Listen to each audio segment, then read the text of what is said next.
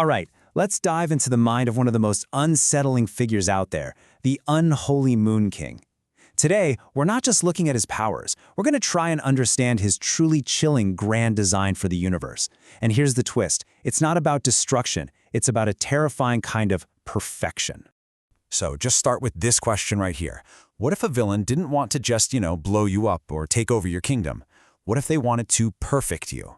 Because that's where the real horror of the Moon King begins. His goal isn't your end. It's to completely transform you into a piece of his grand, dark architecture. So, to really get his whole deal, you got to understand the tools he's working with. His power is this kind of trinity of creepy metaphysical abilities. They attack your body, they let him evade any harm, and then, the final piece, they conquer your mind. So let's break down this arsenal of shadow.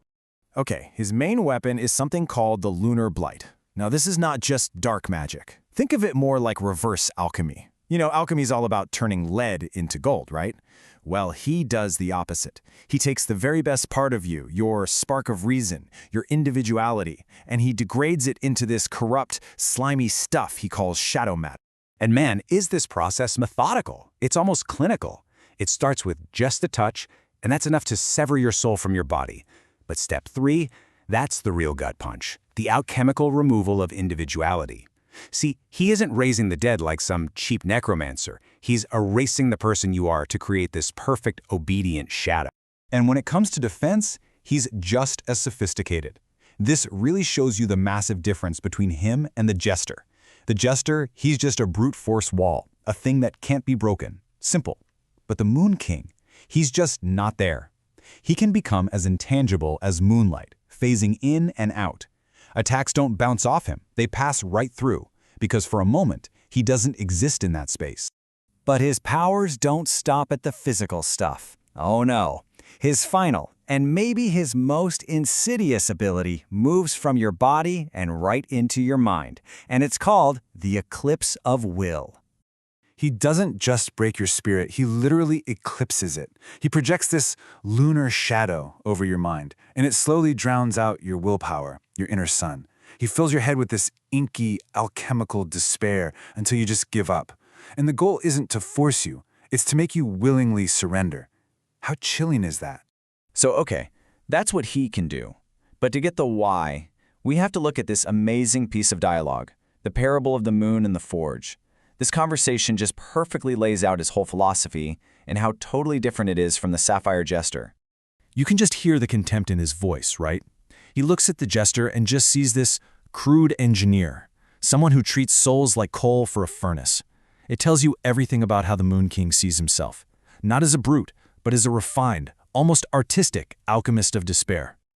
But then you have his advisor, Azazel, who's always the pragmatist. He chimes in with a reality check. Yeah, the Jester is crude, but he gets the job done. He's the one providing the raw materials, the mortar for their whole operation.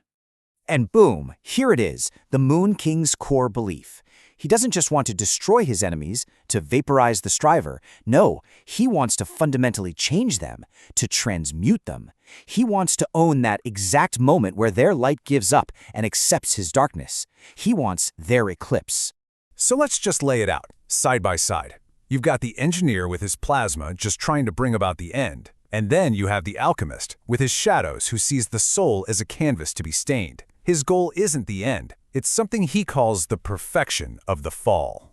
And that idea, that word, staining, that is absolutely everything to him. It's not just about what he does to people. It's the foundation of his entire cosmic plan. Let's take a look at the sheer, terrifying scale of this grand design. I mean, just listen to that.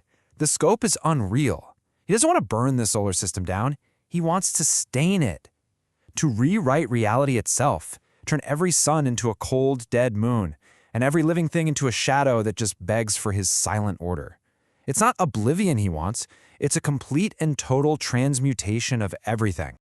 So what in the world is this perfection of the fall that he keeps talking about? Well, this last part really gets to the core of his twisted alchemical philosophy. He takes this famous philosophical idea, the will to power, and he just completely flips it on his head. For him, real power isn't about crushing everyone and being on top. No, real power is being the shadow that defines the shape of everything else. It's control through inescapable influence, not through brute force. And here's his sales pitch. This is the dark promise he makes to his victims. He's not here to punish you or destroy you. He's offering you a kind of messed up salvation, a release from the heavy weight of your ego, your golden ego. He'll just wash you in the blight and make you a part of his quiet silver kingdom forever. And really, it all boils down to this one final bone-chilling declaration. Because in a universe where he's put out every single light, the one who survived, the one who thrives in that total darkness, well, he becomes the ultimate ruler by default. The way the Moon King sees it, darkness isn't just an absence of light. It's the fundamental truth that the light was trying to hide all along. And that leaves us with a really uncomfortable question, doesn't it? When all the light is finally gone, is shadow the only truth we have left?